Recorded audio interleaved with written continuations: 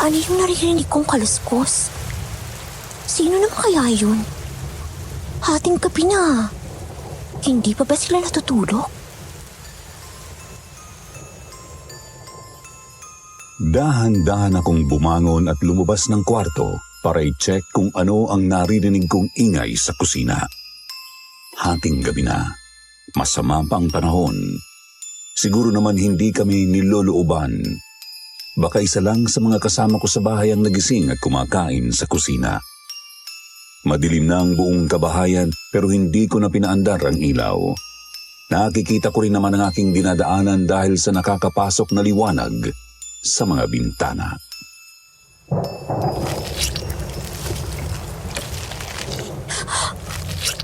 Oh, Diyos ko! Don Felipe! Halos maputulan ako ng hininga sa aking naabutan nang makarating ako sa kusina. Para akong naistatwa sa aking kinatatayuan. Mabuti na lang din at nakahawak ako sa katabi kong upuan kundi ay baka natumba na ako dahil sa panghihina ng aking tuhod. Nakita kong kinakain ni Don Felipe ang bangkay ng isang babae na nakahiga sa sahig. Wakwak ang katawan ng babae, naliligo sa sariling dugo. Dilat ang mga mata at dagsila, basa na ang lamang loob. Nakasusulasok rin ang amoy sa loob ng kusina kaya halos bumaliktad na ang sikmura ko. Oh, Diyos ko! Anong nangyari sa'yo? Nagising ka pala, Linda. Pasensya ka na. Ang ingay kasi nitong hayop na to. Emma, anong nangyari kay Don Felipe? Bakit siya nagkaganito?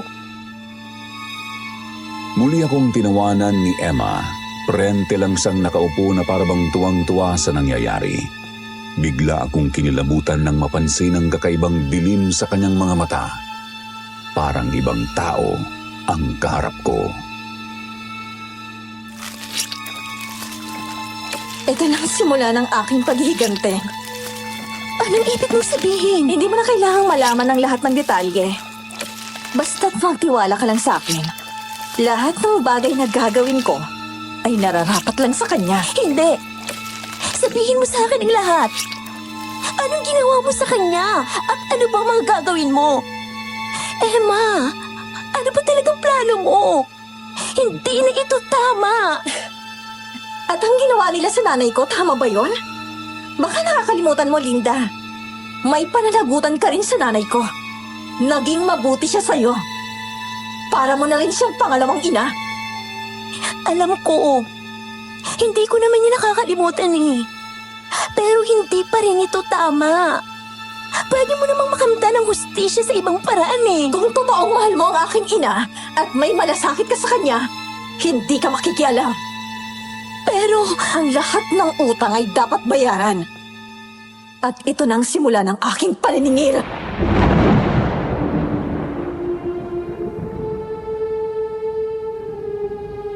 Magandang araw, Sir Jupiter, at sa lahat ng mga nakikinig ngayon sa Kwentong Takip Silim.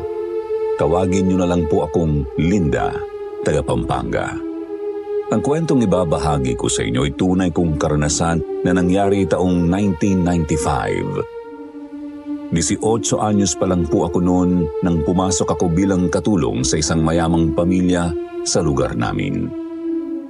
Mansyon kung maituturing ang bahay nila. Bantay sarado ng mga gwardya dahil may naririnig akong mga kwento na yumaman raw ang pamilya nila dahil sa droga. Wala akong ebidensya na magpapatunay kung totoo ang bagay na ito. Pero pinagpatuloy ko pa rin ang pagtatrabaho sa kanila dahil kailangan ko ng pera upang makatulong sa aming pamilya.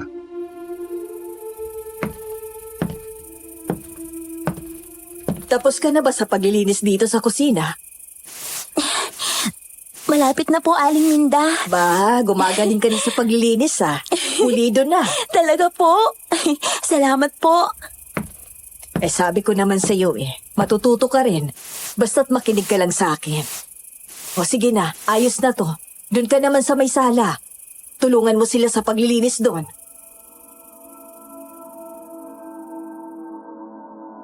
Unang trabaho ko po yun, kaya hindi naging madali sa akin ang mag-adjust.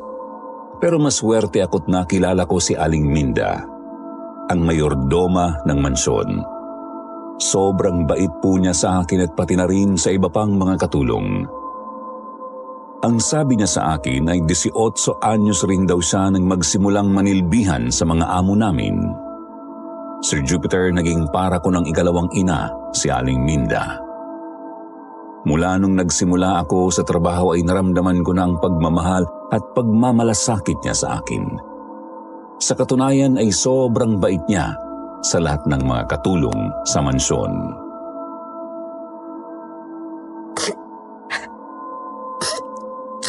Aling Minda? Umiiyak po ba kayo?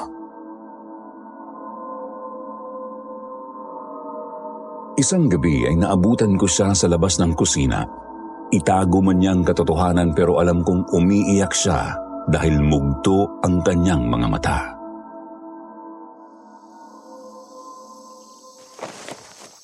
Oh, ba't gising ka pa? Hindi ba't sinabi kong matulog ka ng maaga? Busy tayo bukas dahil maraming bisita sina Sir. Bakit po kayo umiiyak? Napagalitan na naman po ba kayo?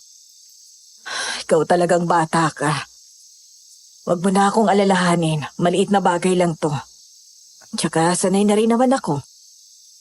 Ano na naman po bang nangyari? Hindi nagustuhan ni Don Felipe ang niluto kong hapunan kanina. Kaya ayon, pinagsabihan niya ako. Pinagsabihan lang ba talaga kayo? Hindi naman kayo iiyak ng ganyan kung pinagsabihan niya lang talaga kayo. Sigurado ako na kung ano-anong masasakit na salita na naman ang binitiwan niya. Ilang beses ko na pong narinig si Don Felipe na pinapagalitan si Aling Minda. Sa katunayan, maging ako ay minsan na ring napagalitan ng amo namin. At halos madurog ang pagkatao ko sa mga pang-iinsulto niya. Kilalang mitikuloso ang amo namin. Kaya konting pagkakamali mo lang para bang nakagawa ka na ng krimen sa mga mata niya. Hindi naman kami makaimik dahil amo namin siya at kailangan namin ng trabaho.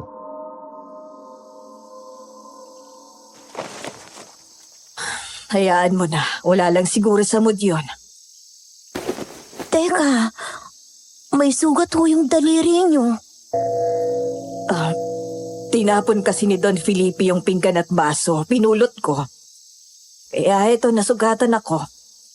Nawala na rin kasi ako sa sarili ko noon, pero huwag ka mag-alala. Inugasan at ginamot ko na ito.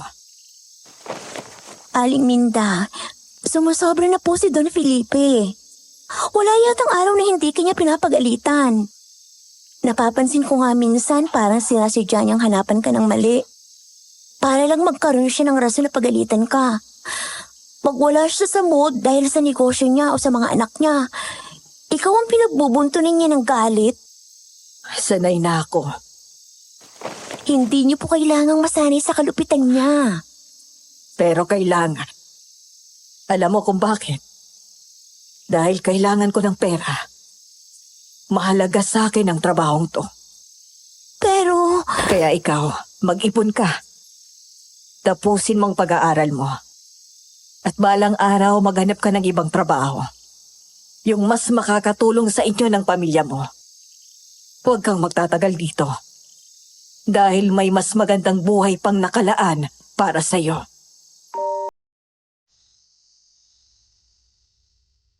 Sa pagkakaalam ko po ay may 3 anak si Aling Minda. Nagtatrabaho bilang isang garbage collector ang kanyang asawa. Habang ang isa namang nurse sa Maynila ang panganay nilang anak. Balak raw nitong magtrabaho sa Amerika pero hanggat hindi pa natutupad ng panganay niyang anak ang pangarap nito ay magpapatuloy raw sa pagtatrabaho bilang katulong si Aling Minda. Isa po ito sa mga bagay na hinahangaan ko sa kanya. Sobrang sipag at matiisin niya. Lahat ay kaya niyang gawin alang-alang sa pamilya. Bakit ba ang tigas ng ulo mo? Ayoko nga eh. Hindi ka ba makaintindi?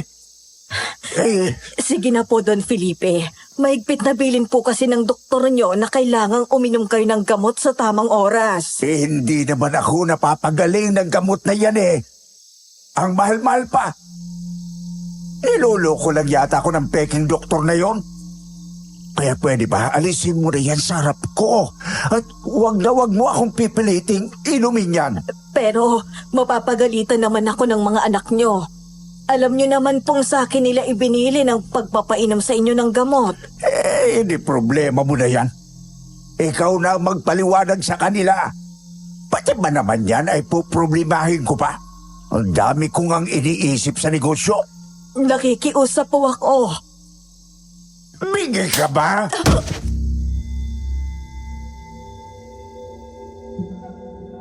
Nanlaki ang mga mata ko nang makita ko ang malakas na pagsampal ni Don Felipe sa kanya. Sa lakas noon ay bumagsak si Aling Minda sa sahig. Sir Jupiter, nakita ko ang buong pangyayari habang nagtatago sa likod ng malaking cabinet. Gustong-gusto ko nang lumabas doon at tulungan si Aling Minda pero pinigilan ko ang sarili ko. Naalala ko kasi ang paalala niya sa akin na wag raw akong makikialam pag may nakita akong pinapagalitan ng mga amo namin. Pero durog na durog po ang puso ko habang pinagmamasdan ang nangyayari. Pasensya na po, Don Felipe, kung nakukulitan kayo sa akin. Ginagawa ko lang po ang trabaho ko. Pwes, hindi kasama sa trabaho mo ang galitin ako. Nanlaki ang mga mata ko nang makitang hinampas niya si Aling Minda ng hawak niyang tungkod. Paulit-ulit niya po itong ginawa. At habang napapasigaw sa sakit si Aling Minda ay lalo siyang nagagalit. Kaya paulit-ulit niya itong hinampas. Tama na po. Maawa na kayo sa akin, Don Felipe. Nasasaktan po ako. Wala akong pakialam. Kailangan mong masaktan para magtanda ka. Ang tigas ng ulo mo. Hindi ka makaintindi. Don Felipe, tama na po. Sa huli ay hindi na ako nakatiis. Lumabas na ako. Kaagad akong lumapit kay Aling Minda at tinulungan siyang makatayo. Nanginginig po ang kanyang katawan sa sakit noon. Samantala kinakabahan naman ako dahil alam kong madadamay ako sa galit ng amo namin. Pero wala na akong pakialam dahil hindi ko kayang tumayo lang habang sinasaktan nito ang taong tinuturing kong pangalawang ina. Bakit ka pa lumabas? Hindi ba sinabihan na kitang... Hindi ko kayang pabayaan na lang po kayo. Aba, ang lakas rin ang loob mong makialama. Baka nakakalimutan mo na bagong katulong ka lang dito. Pwede kitang tanggalin ngayon mismo. Wag po, Don Felipe. Pakiusap po. Huwag niyo siyang tanggalin sa trabaho. Kakausapin ko po siya at sisiguraduhin kung hindi na ito mauulit. Huwag mo akong utusan! Itinaas na naman ni Don Felipe ang kanyang tungkod at akmang hahampasin kaming dalawa. Mabuti na lang at dumating ang apo niyang si Elias at pinigilan siya. Lo, tama na po yan. Ano bang nangyayari dito? Sinusungay ako ng dalawang ito eh. Hoy, kayong dalawa. Hindi ba't sinabi ko na sa inyong ayokong nai-stress si Lolo? Kasi po, Pasensya na, Sir Elias. Hindi po namin sinasadya. Mga wala kayong silbi! Lo, halika na po. Dadalhin ko na kayo sa kwarto ninyo at nang makapagpahinga na kayo. Tinalikuran na nila kami na para bang walang nangyari. Hinding-hindi ko po makakalimutan ang gabing yun. Mas lalo ko kasing napatunayan na masasamang tao ang mga amo namin. Ang buong akala ko ay ito na ang sukdulan ng kanilang kasamaan. Pero mali pala ako. May isasama pa sila. Tunay ngang mga wala silang puso at muli ko pang nasaksihan kung gaano sila kademonyo. Isang gabi po kasi nagising ako nang makaramdam ng pagkauhaw. Nakalimutan kong lagyan ng tubig ang water bottle sa kwarto. Kaya napilitan po akong lumabas at pumunta sa kusina. pero nagulantang ako sa naabutan ko pagdating ko doon. Mabilis akong nagtago sa likod ng malaking cabinet na lagayan ng mga plato at baso sa katahimik kong inobserbahan ang nangyayari. Lo, hindi ba sinabi ko na sa inyo na huwag kayong magpapadala sa galit ninyo? Kita niyo na kung anong nangyari. Sinabi ko na sa iyo, hindi ko ginusto ang nangyari. Nakabulagta po si Aling Minda sa sahig. Dilat ang mga mata at nakasaksak pa ang kutsilyo sa kanyang tiyan. Hindi ko napigilan ang sarili kong umiyak, kaya naman po tinakpan ko ng palad ang aking bibig upang hindi nila ako marinig. Sobrang sakit po para sa akin na makitang walang buhay si Aling Minda. Lalo pat wala akong nagawa upang tulungan siya. Paano na to? Nakapatay kayo ng tao. Bakit? Ito ba ang unang beses na nakapatay ng tao ang pamilyang to? Mas inalo. Alam niyo namang mainit ang mata sa atin ng mga otoridad. May mga nagdududa na sa negosyo natin. Kaya hindi pwedeng may makaalam na nangyayari ngayon. Buti naman, alam mo. Wala nga pwedeng makaalam nito. Kaya imbis na magpanik ka dyan, mabuti pa'y kumilos ka na kaagad. Anong gagawin ko? Ako pa ba ang pag-iisipin mo? Pwede ba, Elias? Gamitin mo naman yung utak mo paminsan-minsan.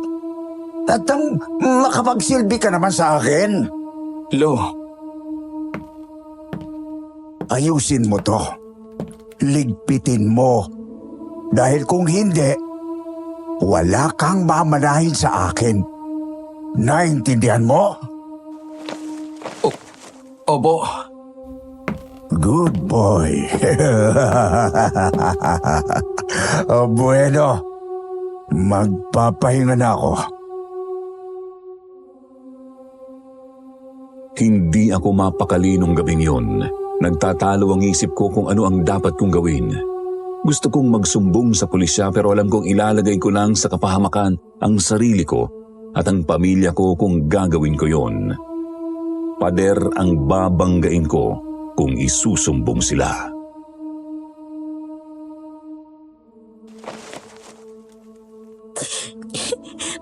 Aling Minda, patawarin niyo po ako. Natatakot ako. Hindi ko po alam kung anong gagawin ko. Kinabukasan ay may mga pulis na nag-imbestiga sa mansyon. Dito ko nalaman na pinalabas pala nilang nagpakamatay si Aling Minda. May isang katulong pa nga sila na ginawa nilang witness. Ang sabi ng katulong ay matagal na raw may pinagdadaanan si Aling Minda at pinaplano na raw talaga nitong magpakamatay. Nasaksihan raw nito mismo ang pagpapakamatay ni Aling Minda sa may kusina. Ang hayop sila. Halata namang pinayaran lang nilang katulong na yun para magsinungaling. Iba talagang nagagawa ng pera. Pati ang batas ay makakaya nilang manipulahin gamit ang yaman at kapangyarihan nila. Pero alam kong sisingilin at sisingilin sila ng Diyos sa mga kasalanan nila. Darating ang araw na magpapayad sila sa kahayupan nila. Hirap na hirap po akong itago ang galit ko sa kanila noon, Sir Jupiter. Ang hirap magtrabaho kung kinasusuklaman mo ang mga taong pinagtatrabahuan mo. Pero pinigilan ko pa rin ang sarili ko dahil hindi ako pwedeng mawalan ng trabaho.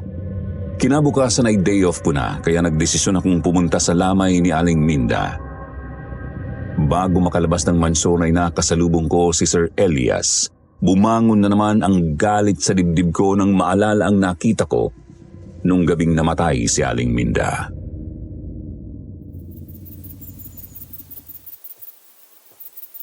Oh, saan nagpunta mo? Day off ko po ngayon, sir. Pupunta lang po sana ako kina Aling Minda para makiramay. Ganun ba?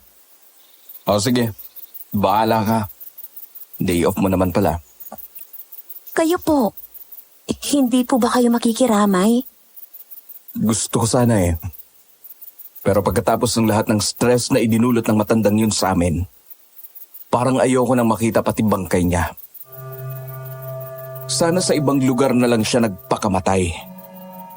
Wala naman kaming pakialam kung anong gusto niyang gawin eh. Gusto niyang wakasan ang buhay niya? Okay, sige. Gawin niya. Pero wag niyang piperwisyohin ang pamilya namin. Bakit po? Ano po bang nangyari? Munti kaming maparatangang mga mamamatay tao. Posible raw kasing may foul play na naganap. Ano po? Mga pulpol na pulis talaga yon. Mabuti na lang at nakausap ko ang hepe. At naipaliwanag ko sa kanya ang buong pangyayari. Kaya nalinis na rin ang pangalan namin. Pero nasayang ng oras ko. Kaya naiinis ako sa Aling Minda na yon. Pero kung gusto mo talagang makiramay, hindi ako magagalit at hindi rin kita pipigilan. Maraming salamat po sa pag-unawa. Oo, sige.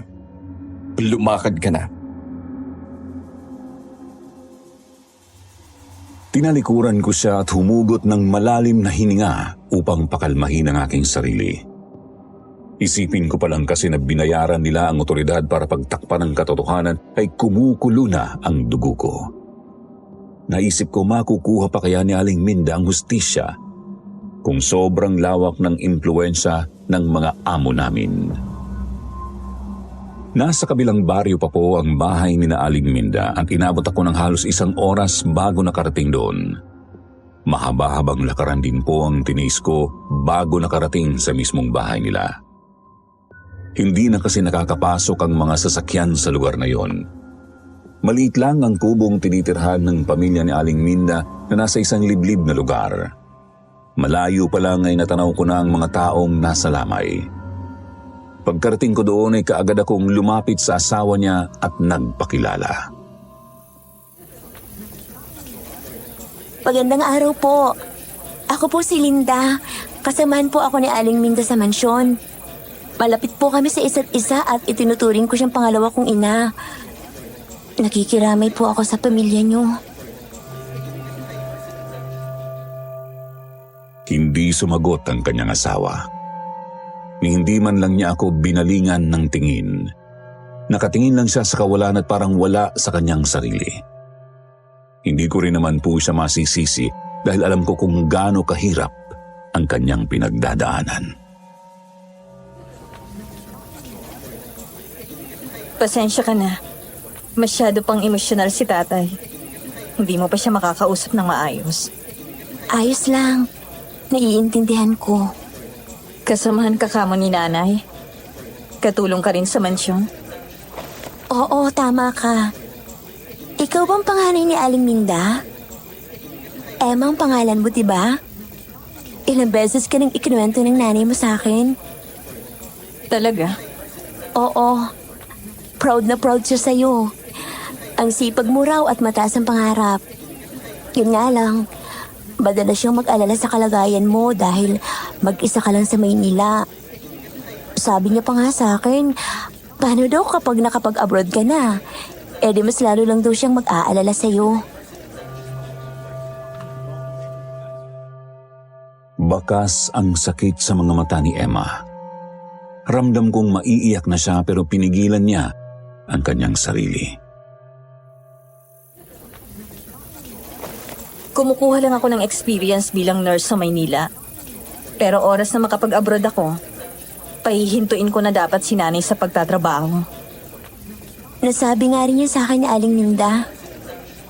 Mula pagkabata ako, katulong na si nanay. Kaya ayaw ko sanang mamatay siya na isang katulong pa rin. Gusto kong maranasan niya ang isang maginhawang buhay. Pero paano pa ako makakabawi sa kanya ngayon? Wala na siya. Hinawakan niya ang kamay ko at sinamahan akong sumilip sa kabaong. Unang tingin ko pa lang sa bangkay ni Aling Minda ay tumulo na kaagad ang luha ko. Hindi ko may paliwanag pero ramdam ko agad na hindi mapayapa ang kanyang pagkamatay. Muli na naman tuloy bumalik sa isip ko ang gabing nakita ko siyang walang buhay sa mansyon. Ikaw, naniniwala ka bang nagpakamatay ang nanay ko? Ano? Kilala ko ang nanay ko. At alam kong hindi niya magagawa ang sinasabi nila. Ramdam kong may mali. Alam kong hindi siya nagpakamatay. Pero, Ikaw, naniniwala ka bang nagpakamatay siya? hindi. May nalalaman ka ba? Ha? Ano? Kasi... Huwag kang matakot na sabihin sa akin ang totoo. Kung may nalalaman ka na pwedeng makatulong sa akin, sabihin mo. Dahil kailangan kong bigyan ng hustisyang pagkamatay ni nanay. Pero hindi mo sila kaya. Sinong sila? Ang mga amo niyo ba? Oo. Sila nga. Anong ginawa nila sa nanay ko? Emma, huwag mong ilalagay sa kapahamakan ng sarili mo.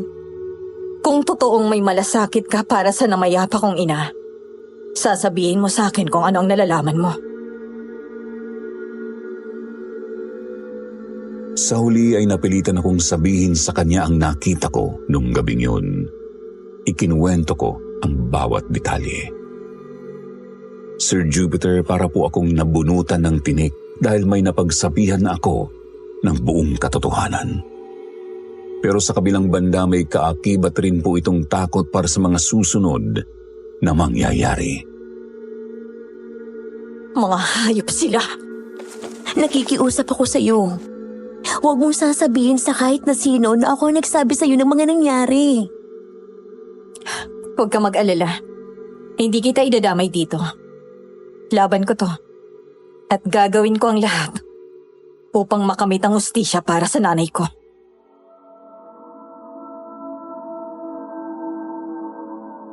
Hanggang sa nakabalik ako sa mansyon ay hindi nawala sa isip ko ang naging pag-uusap namin ni Emma. Nabalot po ako ng takot, Sir Jupiter. Kahit na nangako siyang hindi niya ako idadamay, hindi ko pa rin maiwasang mag-alala na baka malaman ng mga amo ko ang ginawa ko.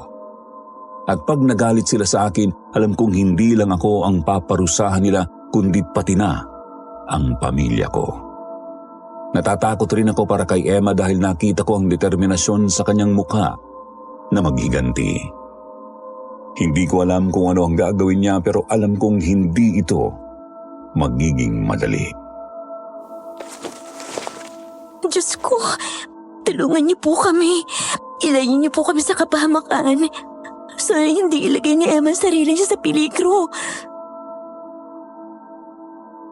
Hindi ko na malayang nakatulog na pala ako sa kabila ng dami ng iniisip ko.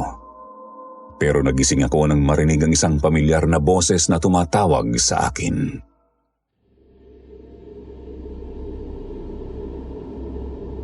Linda! Linda! Si Aling Minda pa yung tumatawag sa akin. Kinilabutan po ako sa aking narinig, Sir Jupiter. Hindi po kasi ako pwedeng magkamali sa bagay na yun dahil kilalang kilala ko ang boses ni Aling Minda. Kaya mabilis akong bumangon at binuksan ang pinto upang makita siya.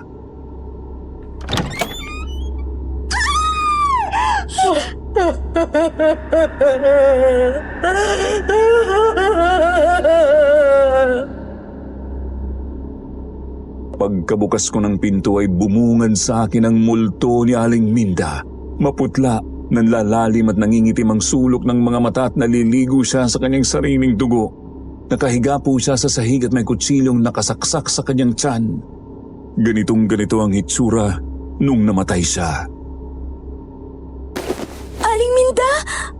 Tulungan mo ako. Bigyan mo ng hustisya ang pagkamatay ko. Pagbayarin mo sila! Panaginip lang.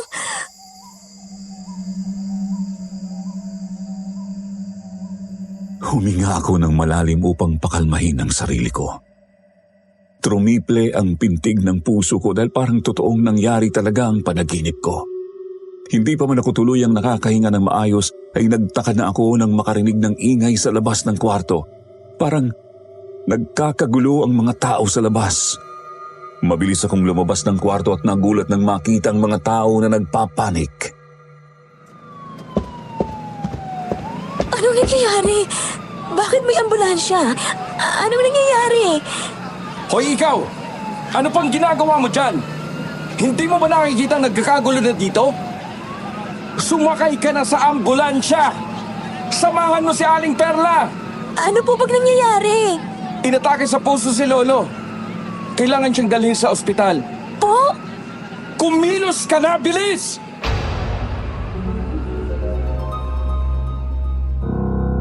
Sir Jupiter, isa po ako sa mga nagbantay kay Don Felipe sa ospital. Salitan kami ng isa pang katulong na si Aling Perla. Comatose po si Don Felipe at ang sabi ng doktor ay mababa ang tsansa nitong makasurvive. Kung hindi lang siguro dahil sa pera ng kanilang pamilya, baka wala na ito.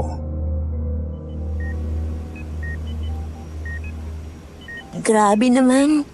5 araw na po kayo dito sa ospital, pero wala man lang ni isa sa mga kamag-anak niyang bumibisita. Pumupunta nga si Sir Elias dito minsan, pero ilang minuto lang, aalis na kaagad. Wala man lang ho ba ni isa sa mga kamag-anak at apo niyo ang tunay na nag-aalala para sa kalagayan niyo?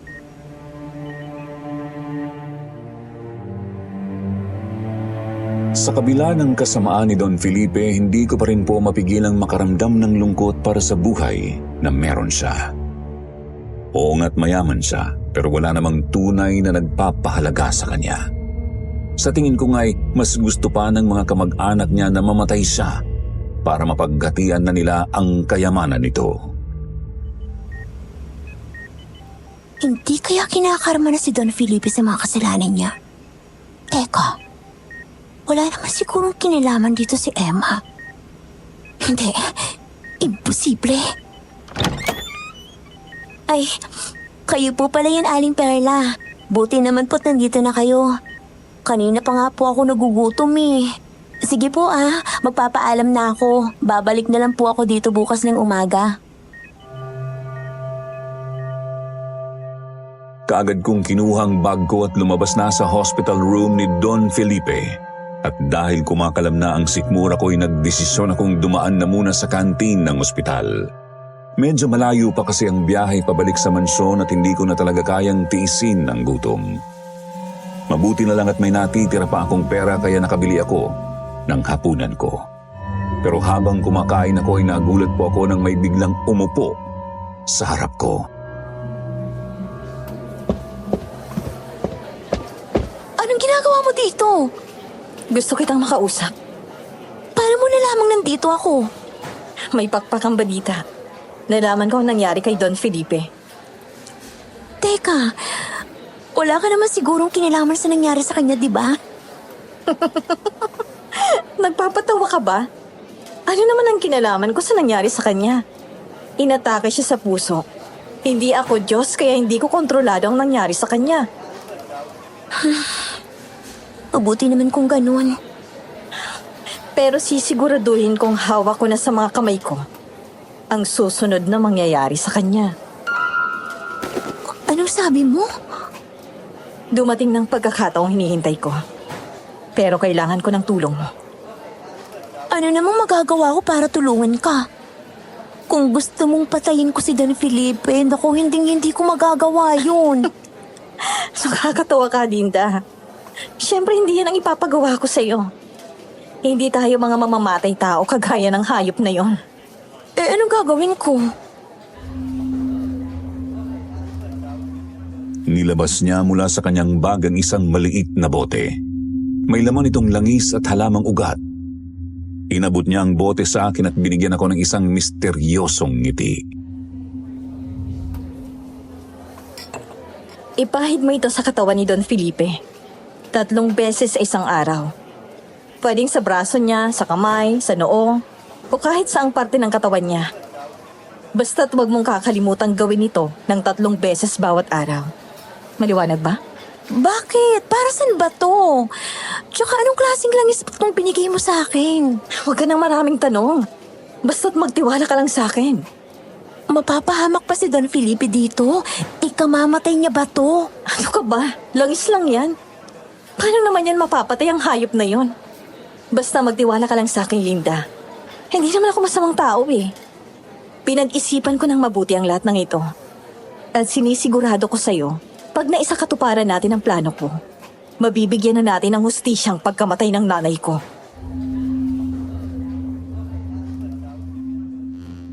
Biglang sumagi sa isip ko ang napanaginipan ko kung saan humihingi ng hustisya si Aling Minda.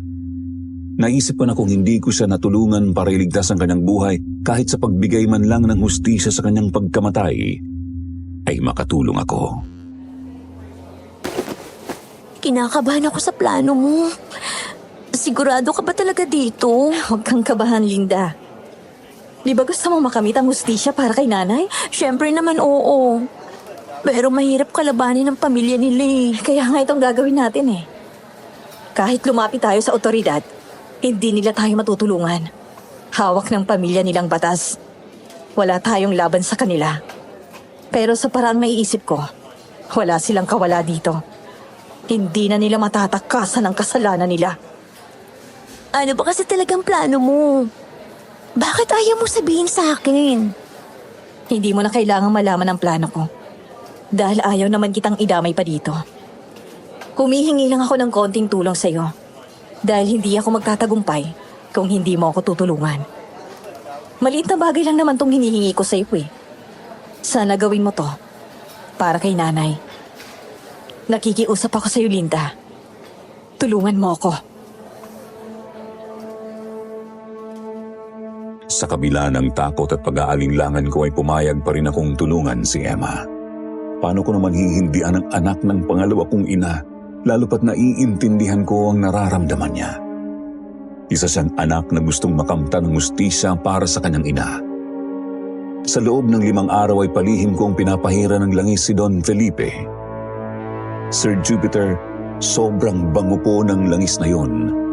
Humahalimuyak na parabang isang bulaklak. Ano bang meron sa langis na to at sobrang bango? Pwede na tong gawing perfume Nagugulay na talaga ako kung anong gustong gawin ni Emma. Para saan kaya itong pinapagawa niya sa akin? Pero mas lalo po akong nagulat at nagtaka sa sunod na nangyari kinabukasan. Maaga akong dumating sa ospital para palitan si Aling Perla sa pagbabantay kay Don Felipe. Pero naabutan ko doon si Sir Elias na tuwang-tuwa. Grabe, nakakamangha ang paggaling mo. Parang walang nangyari sa'yo Sigurado ka bang na ako matos talaga ako ng matagal? Hindi kaya niluluko mo lang ako? Hindi, Lo. Totoo ang sinasabi ko. Oh, andito si Linda. Isa siya sa mga nagbabantay sa'yo dito sa ospital. Linda, sabihin mo nga sa kanyang nangyari. Opo, Don Felipe. Totoo pong nakomatos kayo ng 10 araw. Inatake po kayo sa puso at ang sabi po ng doktor ay maliit ang tsansa na magigising pa kayo. Pues, sabihin mo sa doktor na yon, dapat siyang tanggalan ng lisensya. Eh, di naman pala siya magaling eh. Anong maliit ang tsansang magigising ako? O tingnan mo naman ako ngayon eh, buhay na buhay. At pakiramdam ko ay mas malakas ako ngayon. Hindi ako nahihilo o nanghihina. Wala akong nararamdaman kahit anong sakit sa katawan. Isang milagro po ang nangyari, Lo. Siguro ay dahil ito sa araw-araw kong pagdarasal na gumaling kayo. Dinidig ng Diyos ang mga panalangin mo, Apo. Alam kasi niya na mabuti akong tao at hindi pa dapat mawala sa mundong ito. Marami pa akong bisyong gagawin at marami pa akong mga taong gustong tulungan. Kumulo ang dugo ko habang pinapakinggan ang kanilang usapan. Paniwalang-paniwala talaga si Don Felipe na mabuti siyang tao sa kabila ng mga kahayupang ginawa niya. Imbes na sumingit sa usapan nila ay kumilos na lang ako at niligpit ang mga gamit ni Don Felipe. Gusto na kasi nitong umuwi kaagad sa mansyon. Pumasok sa kwarto ang doktor at pinigilan siyang umuwi. Ang sabi nito ay mas mabuti raw kung mag-run muna sila ng tests at obserbahan muna ang kalagayan ni Don Felipe.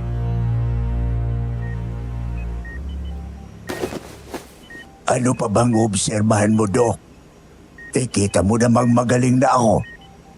Mas malakas pa ako sa kalabaw. Kaya huwag mo na akong ikulong sa ospital na ito. At baka manghina lang ako. Pipirmahan ko na kung anong kailangan kong pirmahan para lang ma-discharge na ako. Ngayon din. Linda, ano ba ang kupad-kupad mo naman? Hindi ka pa matapos ligpitin ang mga gamit ko. Malapit na po akong matapos. Abay, bilisan mo. Ayoko nang magtagal sa isinumpang lugar na ito. Pagka-uwi sa mansyon ay mas lalo kong napansin ang kakaibang lakas ni Don Felipe. Mas mabilis siyang kumilos at maglakad. Nag-exercise pa nga siya agad para ma-maintain raw ang kanyang kalusugan. Lahat ng tao sa mansyon ay namangha sa kanyang ipinamalas na lakas, kaya naman biglang may pumasok sa isip ko. Hindi kaya may kinalaman ito sa ibinigay na langis ni Emma sa akin? Pero bakit niya naman pipigilan ng langis ang pagpalakas si Don Felipe? Akala ko pa gusto niyang pagbayarin ito. Imbis na mahirapan ay mas nakatulong pa sa kanyang langis na yun. Kinabukasan ay nagdesisyon akong puntahan si Emma. Kailangan ko siyang makausap upang magkaroon ng kasagutan ang mga tanong sa isip ko. Pero bago pa man ako nakaalis ay nabulantang na ako sa sumalubong sa akin sa may sala.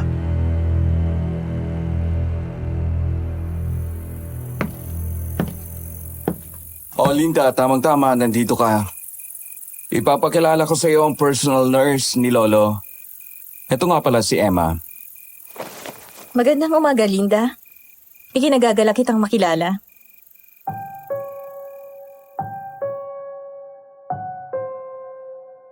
Sobrang tamis ng ngiti ni Emma sa akin pero hindi ko maiwasang kilabutan sa presensya niya.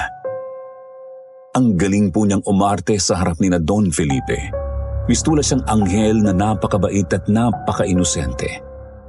Para bang hindi niya kinamumuhian ang pamilyang to. Hindi ako nakasagot sa kanya. Basta na lang akong tumango at pinilit ang sarili kong ngitian siya.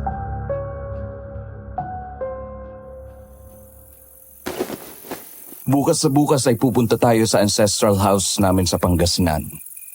Doon natitira si Lolo para mas presko ang hangin at malayo sa stress. Kayong dalawa ni Emma ang makakasama ni Lolo doon.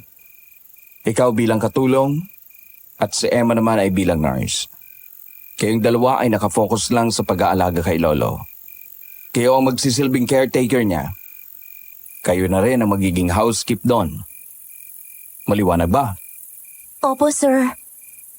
At syempre dahil mas malayo ka sa pamilya mo, huwag kang mag-alala dahil dadagdagan namin ng sweldo mo. Maraming salamat po. Ni hindi ko magawang salubungin ang tingin ni Emma dahil kinikilabutan talaga ako sa kanya. Kinahapunan ay naabutan ko siyang mag-isang nagpapahangin sa may garden. Kinuha ko na ang pagkakataong ito para makausap siya ng masinsinan. Ano ba talagang plano mo? Linda, ikaw pala yan. Kinulat mo naman ako. Anong meron dun sa langis na ibinigay mo sa akin? Bakit biglang kumaling at lumakas si Don Felipe? Pwede ba? Kumalma ka nga. Masyado ko nag-aalala. Wala ka bang tiwala sa akin? Oo. Anak ka ni Aling Linda. Pero hindi kita kilala. Hindi ko alam kung anong klaseng planong meron ka. Hindi kita pipiliting magtiwala sa akin. Pero ang hinihingi ko lang mula sa'yo ay hayaan mo ako sa ginagawa ko. Hayaan mo kong makamit ang hustisya para sa nanay ko. Yan naman pareho ang gusto natin pero... Ay naman pala eh. Kaya huwag kang maraming tanong. Nagawa mo ng pinapagawa ko sa'yo. At pangako ko sa'yo, wala ka ng ibang bagay na kailangang gawin. Kunti ang manahimik. Ako nang bahala sa lahat. Hindi matutuwa ang nanay mo dito sa ginagawa mo. Huwag mong idadamay sa usapang itong nanay ko. Huwag kang umakto na para bang kilalang kilala mo siya. Pasensya na. Hindi ko intensyong saktan ka. Ang sa akin lang naman. Hindi mo alam kung gaano kahihirap ang pinagdaanan ko ngayon. At ng pamilya namin. Para kaming pinapatay sa sakit. Kaya utang na loob, Linda. Manahimik ka na lang at hayaan mo akong isagawa ang plano ko.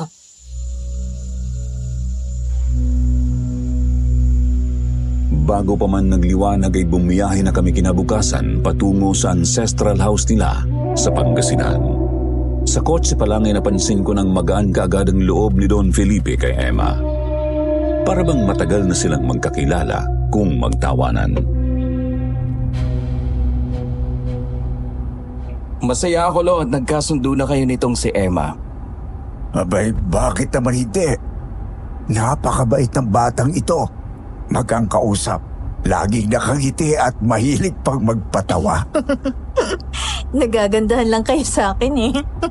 Isa rin yan sa mga rasoda. Importante sa akin na magkasundo kayo. Dahil kayo ang magkakasama sa ancestral house. Siyempre, madalas ko naman kayong bibisitahin. Pero may mga araw talaga na magiging busy ako sa negosyo. Huwag mo akong alalahanin. Ang gusto ko ay pangalagaan mo ng maayos ang negosyo natin. At kung may mga aberya, tawagan mo kaagad ako. Huwag na po kayong mag-alala, Lo. Ako na pong bahala sa lahat. Hindi ko inasahang itinayo pala sa isang liblib na lugar ang ancestral house nila. Mula sa main highway, lumiko kami sa isang maliit na kalsada.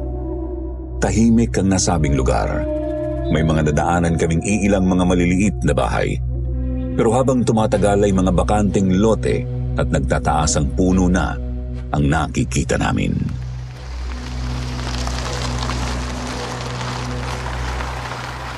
Ito na ba yung ancestral house? Ito na nga. Wow! Ang ganda naman.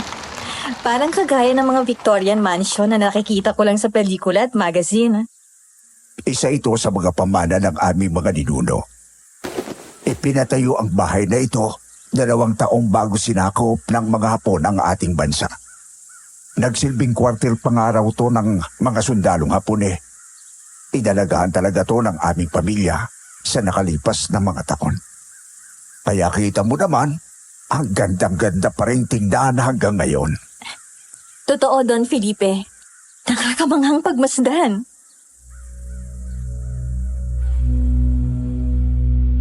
Sinalubong kami ng 2 katulong at isang hardinero nila doon. Kaagad po akong nagtungo sa magiging kwarto ko dahil ang sabi ni Emma ay siya na raw ang bahala kay Don Felipe. Aaminin ko pong napakaganda talaga ng nasabing bahay. Antigo ang mga kagamitan sa loob at para kang nag-time travel sa sinaunang panahon. Una kong ginawa ay ayusin ang mga gamit ko. Medyo malaki po ang kwarto ko doon kumpara sa kwarto ko sa mansyon. Siguro kakasya nga doon ng 5 tao. Habang abala ako sa pag-ayos ng mga gamit ko ay natigilan ako nang may narinig akong boses na nag-uusap sa labas.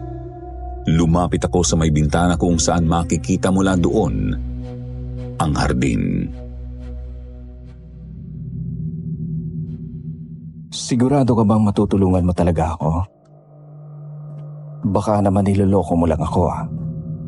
Sinasabi ko sa iyo, Emma. Hindi ako nakikipagbiroan dito. Pag nalaman kong niloloko mo lang ako, hindi ako magdadalawang isip na patayin ka. Tumahimik ka nga. Baka may makarinig sa'yo. Hindi ba't sinabi ko na sa'yong tutulungan na kitang makuha ang kayamanan ng lolo mo? Siguraduhin mo lang. Magtiwala ka lang sa akin. Namilog ang mga mata ko sa aking narinig. Dito ko napagtanto na magkasabwat pala silang 2. Pero paano nagawang bilugin ni Emma ang ulo ni Sir Elias? Habang tumatagal, mas lalong tumitindi ang kaba ko sa mga pinaplano niya.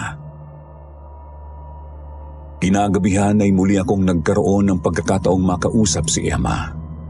Kasalukuyan akong naguhugas ng pinggan nang bumaba siya at nilapitan ako.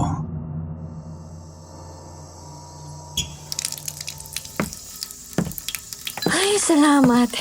Natulog na rin si Don Felipe. Grabe. Ang daldal ng matandang yon. Sarap busalan ng bibig.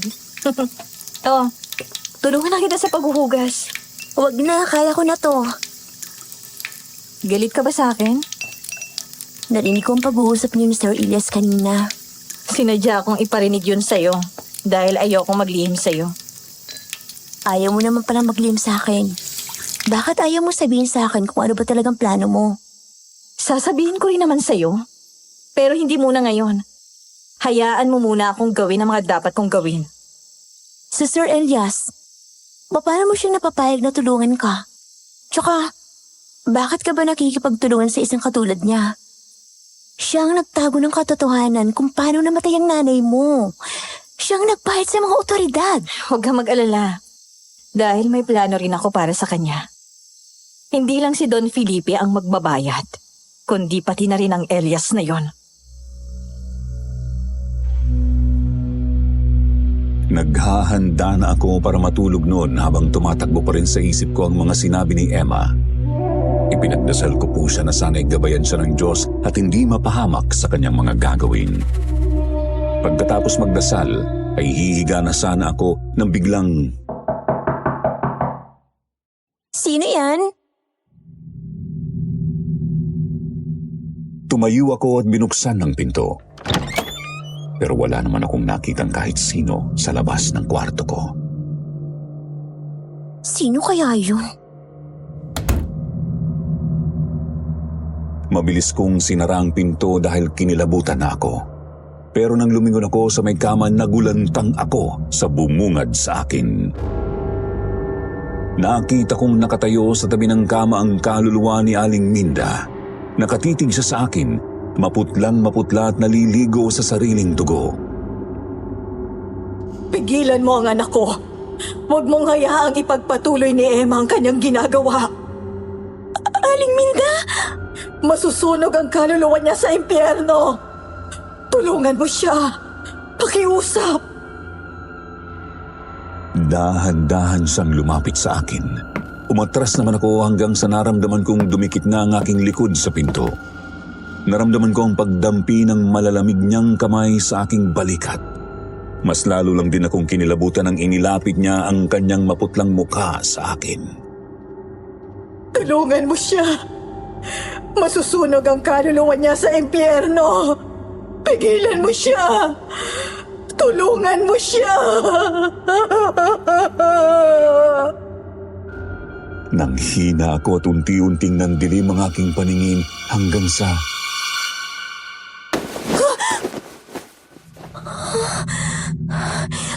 Isang masamang panaginip na naman. Parang totoo talagang nangyari.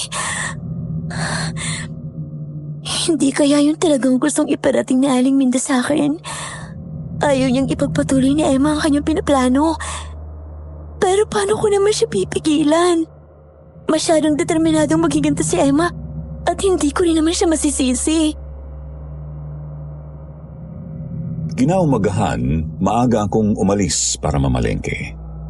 Mabuti na lang at may dumaang tricycle nung lumabas ako ng ancestral house. Medyo malayo ang palengke. 10 minuto na kaming bumibiyahe pero hindi pa rin kami nakakarating doon. Nasa liblib na lugar na rin kasi talaga ang bahay. Sa katunayan ay isang malawak na kakahuyan na ang makikita mo sa likod ng ancestral house. Habang bumibiyahe ay may nadaanan kaming mga taong nagkukumpulan sa isang bakanting lote. May nakita rin kaming mga pulis doon. Kuya, pakihinto pa saglit. Titingnan lang natin kung ano pinagkakaguluhan nila doon. Inihinto ng driver ang tricycle at sabay kaming bumaba para makiusisa. Sir Jupiter, nanlaki ang mga mata ko at parang bumaliktad ang sikmura ko sa aming nakita. Isang matandang lalaki ang nakahandusay sa bakanting lote. Wala na itong buhay. Bukas ang tiyan, wala nang laman loob, pati ang mga mata nito ay wala na rin. Natuyo na ang mga dugo sa katawan nito at nilalangaw na ang bangkay nito. Oh, Diyos ko! Sino naman kayo walang pusang may kagagawa nito? May tao pa talagang kayang pumatay sa ganito kabrutal na paraan?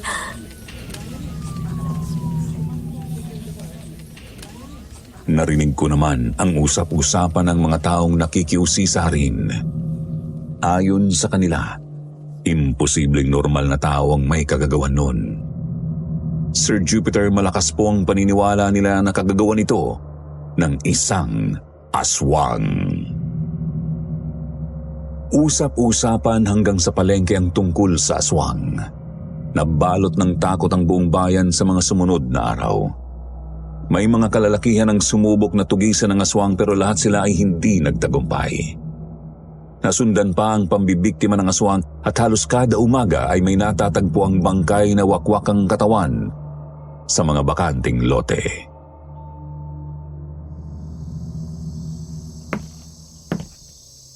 Sir Elias, ginabi po yata kayo. Ang dami ko kasing inasikaso sa negosyo namin. Hindi na nga sana ako tutuloy eh. Kaso nakapangako ako kay Lolo na bibisitahin ko siya ngayon. Nagpapahinga na po si Don Felipe. Narinig niyo ba ang tungkol sa kumakalat na balita dito ngayon? Galing ako sa palengke kanina para mamili ng pagkain. At narinig ko ang usapan ng mga tindera. Yung tungkol po sa aswang? Ay, opo sir, kalat na nga po ang balitang yun dito eh. Ako mismo nakita ko po yung isang biktima ng aswang. Nakakapangilabot. Kaya kailangang magdoble ingat kayo dito. Huwag na huwag kayong lalabas paggabi. Kayo rin po. Huwag na kayong magpapagabi sa daan. Delikado na ang panahon ngayon. Hindi po nakaligtas sa akin ang pagtitinginan nilang dalawa na alam kong may ibig sabihin.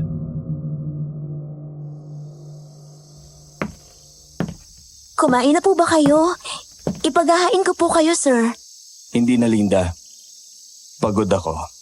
At gusto ko nang magpahinga. Tinalikuran na niya kami at diretsong umakyat patungo sa kanyang kwarto. Pero bago sa tuluyang umakyat ay muli silang nagtinginan ni Emma. Gusto ko sanang itanong kung ano ang ibig sabihin ng tinginan nila pero hindi na lang ako nagsalita. Dahil alam kong hindi naman ako sasagutin ni Emma.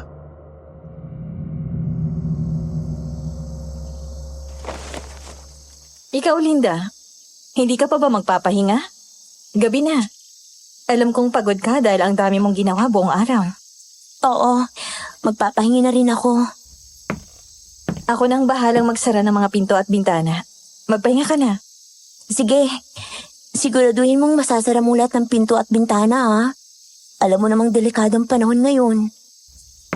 Huwag ka mag-alala. Walang aswang na makakapasok dito. Hindi na lang ako nagsalita at papasok na sana sa kwarto ko. Pero natigilan ako nang marinig ang malakas na sigaw at iyak ni Don Felipe. Nagkatinginan kami ni Emma at mabilis na umakyat papunta sa kwarto nito.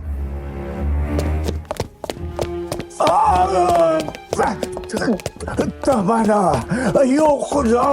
Tigilan mo na ako! Anong nangyayari dito? Hindi ko alam. Pinuntahan ko lang siya dito sa kwarto niya para i-check ang kalagayan niya. Lalabas na sana ako nang bigla siyang gumising at naging hysterical. Paalisin niyo siya rito. Ayoko siyang makita. Patay na siya! Don Felipe, sino po bang tinutukoy niyo? Sino ang gusto niyong paalisin? Nakakatakot ang itsura niya. Maputla, duguan. Nanlilisik ang mga mata. Nandito siya kasama natin. Nakatayo siya sa may bintana. Sino, Lo? Papatayin niya ako. Gusto niya akong isama sa hukay. Pero hindi siya magtatagumpay. Mas malakas ako sa'yo. Minda! Hindi mo ako mapapatay! Otomatikong napalingon ako kay Emma at nakita ko agad ang galit sa kanyang mga mata. Pero mabilis niya itong itinago at umaktong nag-aalala para sa matanda. Sino po si Minda? Dating katulong namin sa mansyon na nagpakamatay. Nakita ko mismo ang bangkay niya. Pero hindi ko alam kung bakit ako ginagambala ng kaluluwa niya. Wala naman akong ginawang masama sa kanya. Sigurado po ba kayo? Siguradong sigurado. Malinis ang konsensya ko. Mabuti akong tao, kaya ikaw, Minda, umalis ka na dito. Huwag na huwag ka nang magpapakita pa sa akin. Wala ka ng lugar sa mundo ng mga buhay. Nasa impyerno na. Sa impyerno ka na babagay. Kailangan nating pakalmahin ang lolo mo. Hindi to makakabuti para sa kalusugan niya. Masyadong mabilis po ang mga pangyayari. Nagulat na lang ako nang makita kong itinatali na nila si Don Felipe sa kama para hindi ito makagalaw. Ano bang ginagawa nyo? Talagan nyo nga ako! Ginagawa nyo akong preso! Emma? Sir Elias? Anong ginagawa niyo? Hindi nila ako sinagot at nagpatuloy lang sa kanilang ginagawa. Pagkatapos itali si Don Felipe ay naglabas ng syringe si Emma at itinusok ito sa braso ng matanda. Pampakalma raw. At ilang saglit lang ang nakalipas ay nawalan ng malay si Don Felipe.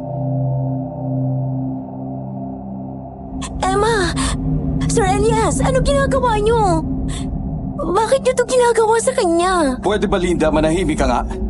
Naririndi na ako sa'yo. Ang dami mong tanong. Pero sir, Ba't parang may mas alam ka pa kay Emma? Nurse ka ba? May alam ka bang mas mabuting paraan para pakalmahin ang lolo ko? ang sa akin lang naman po. Lumabas ka nga dito at magpahinga ka na lang. Hayaan mo na lang kami dito. Sige na, Linda. Matulog ka na. Huwag kang mag-alala. Hindi ko pababayaan ang pasyente ko. Alam ko ang ginagawa ko.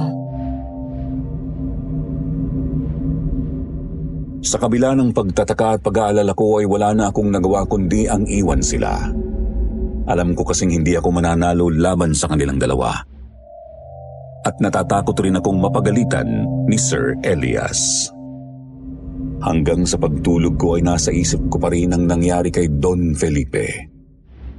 Totoo kayang nagpapakita talaga sa kanya ang multo ni Aling Minda? Kinabukasan ay mas nauna pang gumising sina Don Felipe sa akin. Naabutan ko sila nina Emma at Elias na masayang nagkwekwentuhan sa kusina habang kumakain.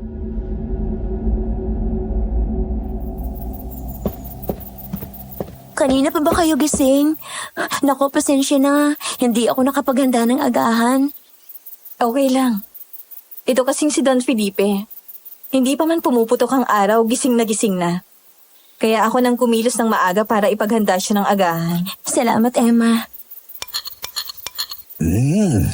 Ang sarap-sarap naman itong hinanda mong dinuguan, Emma. Hindi mo nasabi sa akin na magaling ka palang magluto. Oh, dahan-dahan lang sa pagkain, Lo. Hindi ka mauubusan. Sa'yo lang lahat ng yan. Ang sarap-sarap kasi.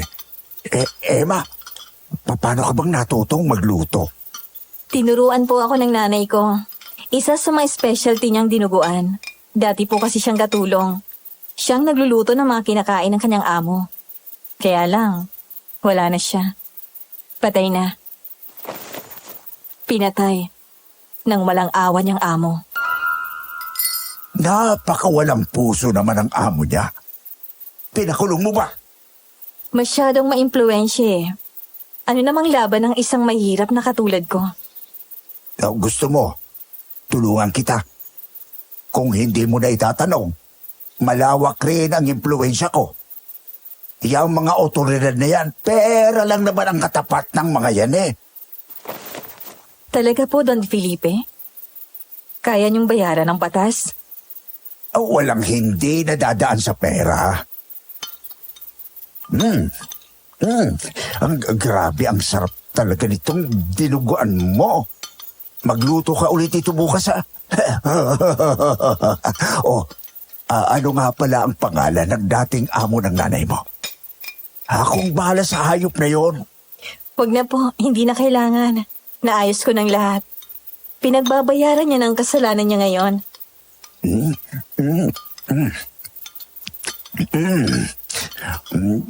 Mabuti namang kung ganon. Basta kung gusto mo siyang parusahan pa, sabihin mo lang sa akin. Maraming salamat po. Linda, tikman mo nga itong dinuguan at subukan natin kung kaya mo tong gayahin.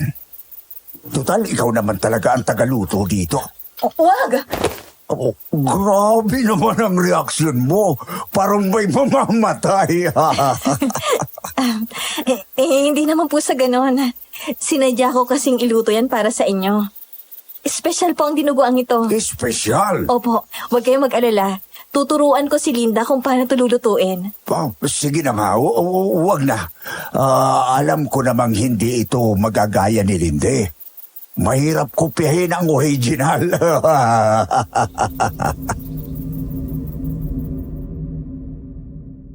Nagkatinginan kami ni Emma at dito ko napagtanto na hindi isang simpleng dinuguan ang hinanda niya para kay Don Felipe. May kakaiba siyang nilagay sa pagkain yon, kagaya ng may kakaiba ring inihalo doon sa langis na binigay niya sa akin para ipahid kay Don Felipe. Muli ay hindi na ako nag-usisa dahil alam kong wala rin naman akong makukuhang sagot sa kanya. Pero sa likod ng isip ko, sinabi ko sa aking sarili na aalamin ko ang katotohanan. Sa paglipas ng mga araw ay patuloy pa rin ang pagkalat ng kwento tungkol sa gumagalang aswang. Wala nang lumalabas sa gabi dahil maaga pa lang ay naghahapunan na ang mga tao at maagang natutulog. Gayunpaman, may mga nabibiktima pa rin ng aswang. May mga iilan pa ring bangkay ang natatagpo ang wakwak ang katawan. Sir Jupiter, naisip kong umuwi na lang sa amin at maghanap ng ibang trabaho. Natatakot na po kasi ako sa mga nangyayari at hindi ko na rin alam kung ano ang ginagawa ni Emma. Hanggang sa dumating ang gabing bumago sa buhay ko. Ang gabing nakita kong wala sa sarili si Don Felipe habang kumakain ng tao. Tama na, Emma. Ayoko na. Hindi ko na kayang saksiyan tong ginagawa mo. Sumusobra ka na. Anong sumasobra? Yung ginawa niya sa nanay ko. Hindi ba sobra-sobra yon? Pinatay niya ang nanay ko. Alam ko. Pero may ibang paraan upang makamit ang hustisya. Hindi kailangang umabot sa ganito. Kaya kung ayaw mo talaga magpapigil, aalis na ako. Ayokong madamay dito. Mabilis ko siyang tinalikuran at nagmamadaling pumasok sa kwarto ko. Kaagad kong niligpit ang mga gamit ko at nilagay sa bag. Aalis na ako sa gabing iyon mismo. Hindi ko na kayang magtagal pa sa ancestral house kasama sina Emma at pagkatapos kong mag-impake, kaagad na akong lumabas ng kwarto. Ngunit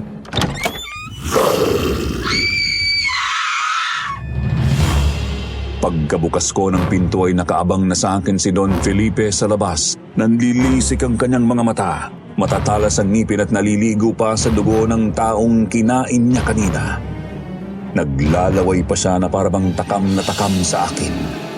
Napatras ako sa takot, Sir Jupiter. Alam ko kasi na anumang oras ay susugurin na niya ako at walang habas na papatayin. Don Felipe, huwag po. Maawa po kayo sa akin. Nakita kong nakatayo sa kanyang likuran si Emma. May binulong siyang isang dasal na hindi ko maintindihan. Habang inuusal niya ang mga katagang ito ay unti-unti namang nanghina ang aswang. Ilang saglit lang ay tuluyan na itong bumagsak sa sahig.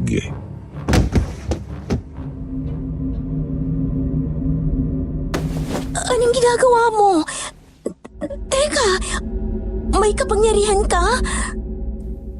Magpasalamat ka na lang na iniligtas ko ang buhay mo. Ano ka ba talaga, Emma? Sabihin mo na sa akin ang totoo. Nakikiusap ako. May kaalaman ako sa itim na kapangyarihan. Natutunan ko ito mula sa tiyahin ko. Ang nakatatandang kapatid ni nanay na isang makapangyarihang mangkukulam. Hindi nagkaroon ng asawa at mga anak ang tiyahin ko. Kaya sa akin niya ipinamana ang kanyang kaalaman bago siya namatay. Ano? Nagtutuloy si nanay sa paggamit ng itim na kapangyarihan. Kaya mula pagkabata, inilalayo niya na kami sa tiyahin namin. Pero nang iniwan ako ng lalaking minahal ko, nang makabuntis siya ng ibang babae, hindi ko nakayanan ang sakit. Hindi ko nakontrol ang galit ko. Kaya lingid sa kaalaman ni nanay, lumapit ako sa tiyahin ko upang humingi ng tulong. Sa loob ng ilang taon, palihim akong pumupunta sa bahay niya upang magpaturo ng paggamit ng itim na kapangyarihan. Hanggang sa naging isang magaling at malakas na mangkukulam ako. Ay, Diyos ko. At inilihim mo ito kay Aling Minda?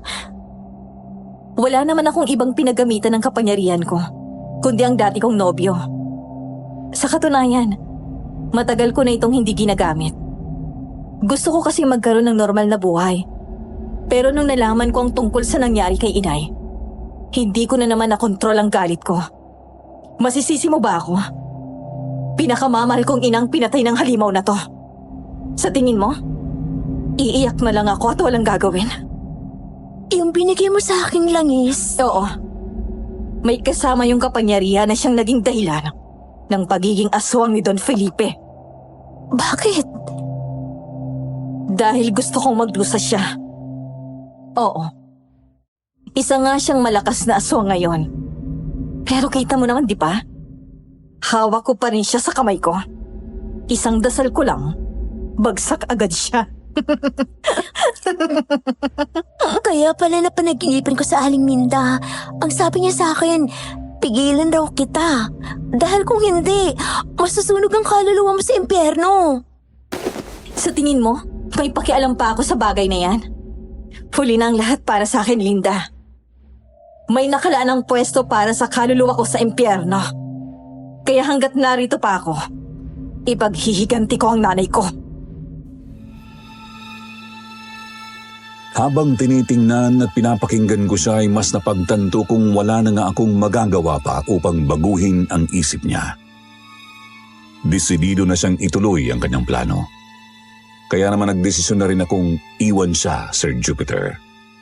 Hindi ko kayang masaksihan ang tuluyang pagsira niya ng kanyang buhay alang-alang sa paghihiganti.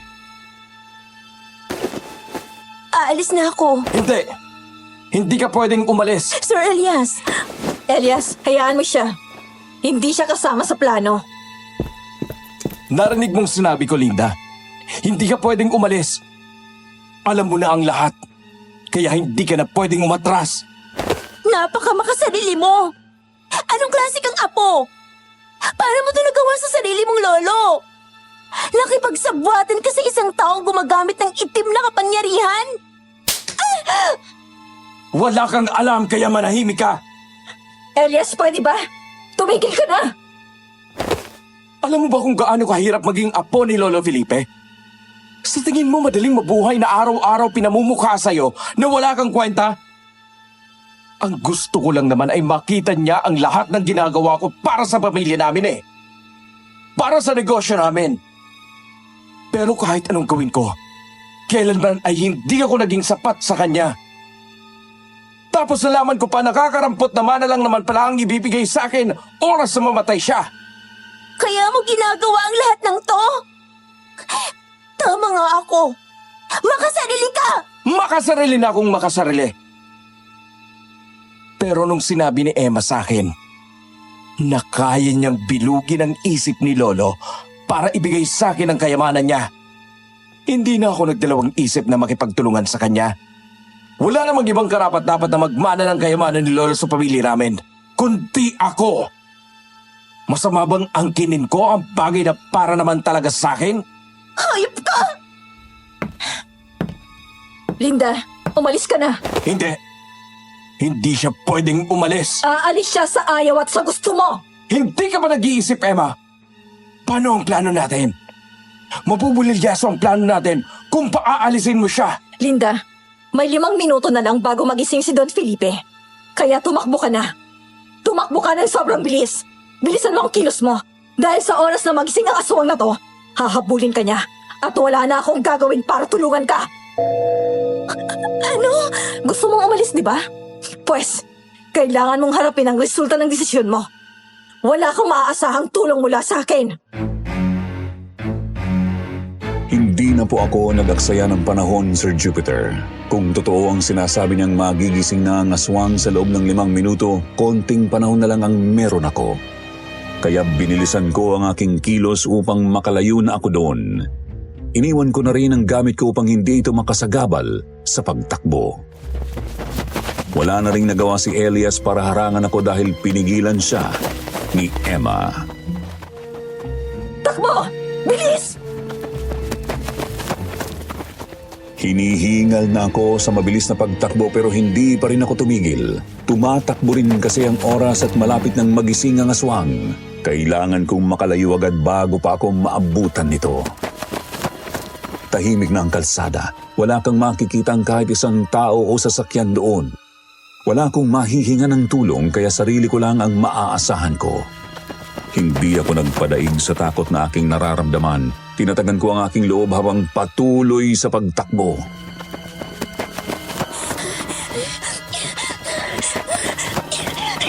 Saan galing yung ilaw na yun? Nanlaki ang mga mata ko nang mapansin ang isang kotseng sumusunod sa akin. Pamilyar sa akin ang nasabing kotse kaya mas lalo akong kinabahan nang mapagtanto ko kung ano ang nangyayari. Hinahabol ako na Sir Elias. Ayaw niya talaga akong hayaang umalis.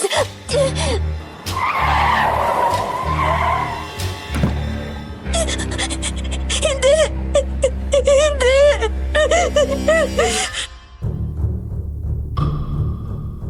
Hinarang niya sa daanan ko ang kotse at mabilis na bumaba mula doon. Hindi pa rin ako sumuko. Sinubukan ko pa rin tumakbo kahit alam kong mahihirapan akong makatakas sa kanya. Subukan mong tumakbo ulit at pasasabugin ko yung pungo mo. Sir Elias, nagmamakaawa po ako sa inyo. Huwag niyo po ako saktan. Hayaan niyo na lang po ako umalis. Nakalimutan mo na bang sinabi ko kanina? Marami ka ng alam, kaya hindi ka na pwedeng umalis. Wala po akong pagsasabi na kahit sino. Basta hayaan niyo na po ako umalis. Gusto ko na bumalik sa pamilya ko. Ayoko na dito. Pasensya na, pero hindi mo ako madadaan sa mga paiyak-iyak mo. Tawagin mo na akong halimaw, demonyo, walang puso. Lahat na itawag mo sa akin. Pero hindi pa rin kita pwedeng hayaang makalis. Sir, maawa kayo sa akin. Maawa kayo sa At sa akin. tingin mo, papaniwalaan ko ang sinasabi mo ngayon? Na wala kang pagsasabihan ng nalalaman mo? Ano po, bata? Hindi mo ako makulto. Hindi ko po kayo niloloko, sir. Wala po talaga akong pagsasabihan na kahit sino.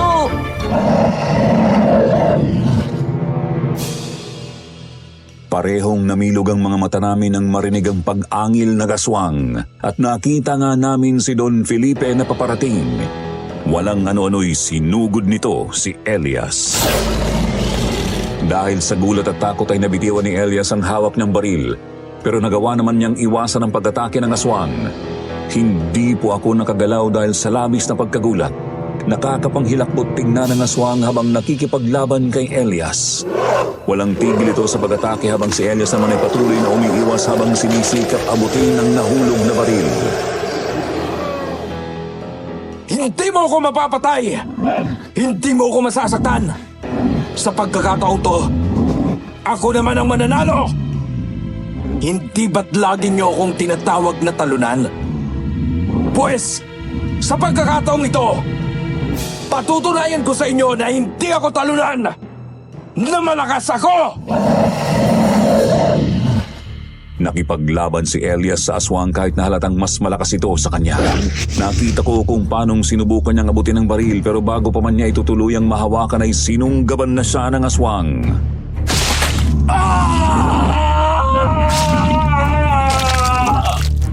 Tuluyan na siyang kinain ng aswang.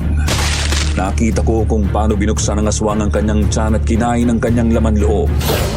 Naligo si Don Felipe sa dugo ng kanyang sariling apo habang sarap na sarap sa pagkain ng laman nito. Kinuha ko naman ang pagkakataon ito para tumakas. Kahit na nanginginig pa ang katawan ko sa aking nasaksihan ay pinilit ko pa rin ang sarili kong kumilos. Alam ko kasi na kapag tapos na ang aswang sa pagkain ay ako naman ang isusunod nito.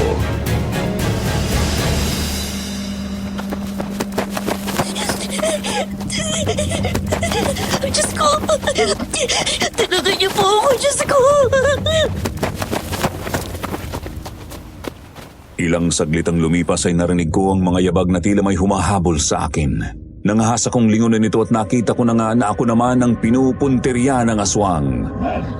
Pinagana ko ang aking isip at sinikap na hindi magpadala sa takot. Hindi naging madali pero nagawa ko pa rin ituloy ang pagtakbo sa kabila ng aking panghihilakbot. Pero sadyang mas mabilis at mas maliksi sa akin ang aswang. Naabutan pa rin ako nito at mabilis na sinugod. Mabuti na lang ay nagawa kong iwasan ang pag-atake nito. Pero bumagsak naman ako sa lupa at nahirapang tumayo dahil nagtamo ako ng malaking sugat sa binti.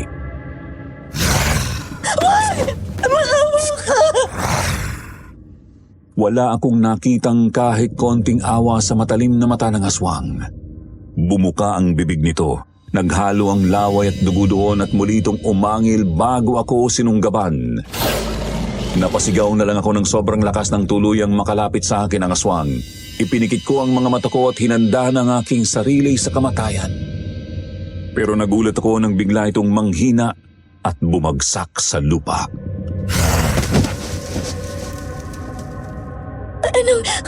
Anong nangyari? Emma?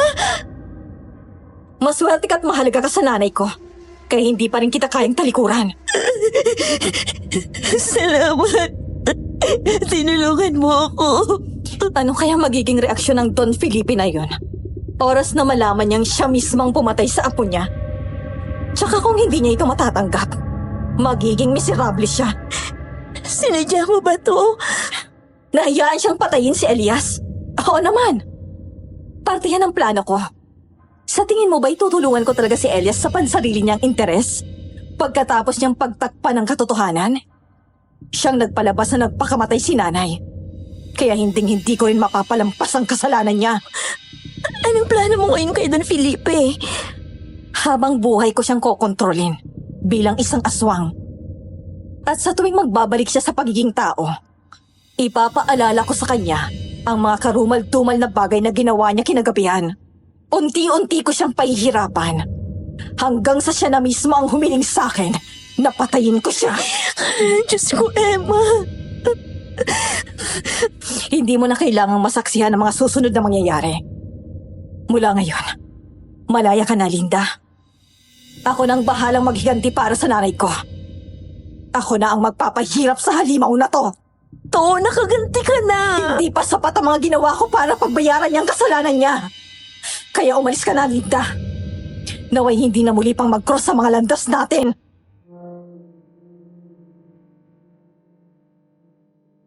Ito na po ang huling beses na nagkita kami ni Emma.